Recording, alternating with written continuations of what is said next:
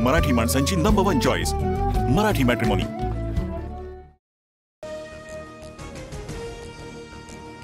कृषी मंत्री माणिकराव कोकाटे थोड्याच वेळात पत्रकार परिषद घेणार। काल सुनील तटकरे यांच्याकडून कोकाटेंच्या राजीनाम्याचे संकेत। अजितदादांनीही कोकाटेंना फोन केल्याची माहिती। माणिकराव कोकाटेंचं वर्तन घोषणावह नाही, विधान भवनात गांभीर्याने बसणं गरजेचं। सभागृहात रमी खेळतानाच्या व्हिडिओच्या प्रकरणावरून मुख्यमंत्री फडणवीसांची तीव्र नाराजी। मारहाण केल्याप्रकरणी सूरज चव्हाणांचा राष्ट्रवादी युवक प्रदेशाध्यक्षपदाचा राजीनामा।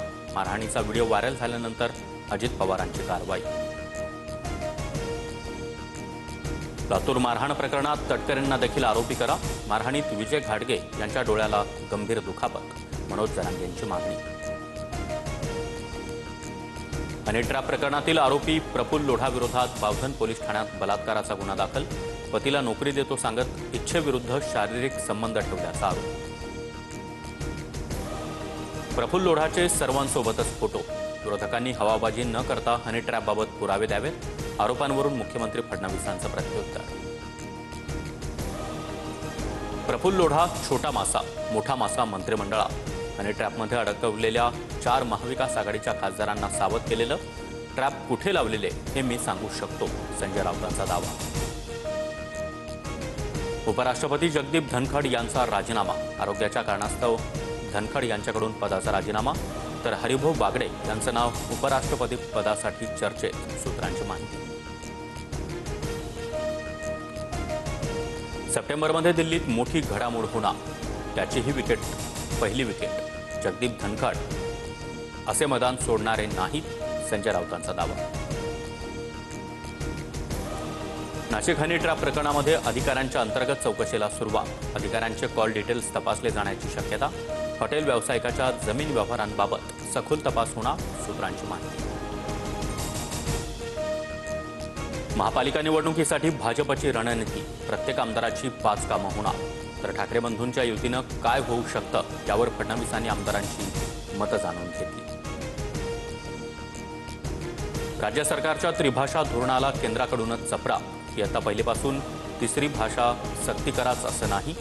विद्यार्थ्यांच्या 14व्या वयापर्यंत 3री भाषा शिकवू शकता, केंद्र सरकारचं स्पष्टीकरण।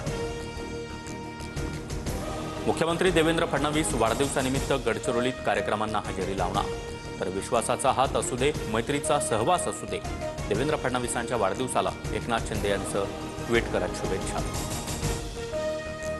उपमुख्यमंत्री अजित पवार देवगिरी बंगल्यावर कार्यकर्ते आणि कुटुंबियांसोबत वाढदिवस साजरा करणार।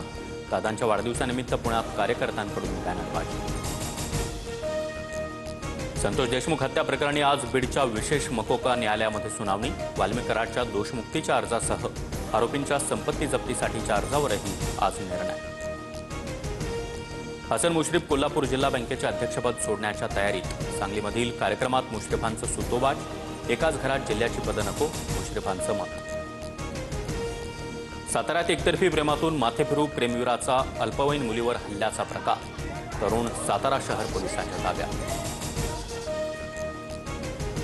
बुलढाण्याच्या लोणार तालुक्यामध्ये मुसळधार पाऊस। घरांमध्ये पाणी शिरल्यामुळे साहित्याचं नुकसान। तर बीडच्या माजलगावातील सरस्वती नदीलाही। पुणे जिल्ह्याच्या 4 तालुक्यांमधील 39 हेक्टरवरील पिकांचं नुकसान। 144 शेतकऱ्यांना फटका। शासनाकडे 1,08,43,350 रुपयांच्या भरपाईची मागणी। राज्यात पुढील 4 ते 5 दिवस मुसळधार पावसाचा अंदाज। मुंबई, ठाणे, पुणे, अहमदनगरसह कोकणातील इतर जिल्ह्यांना येलो अलर्ट जारी। यूपीआयचा वापर कर्ज घेणं आणि ती रक्कम खर्च करण्यासाठी देखील करता येणार। 31 ऑगस्टपासून सुविधा सुरू होणार। मराठी माणसांची नंबर 1 चॉईस मराठी मॅट्रिमोनी।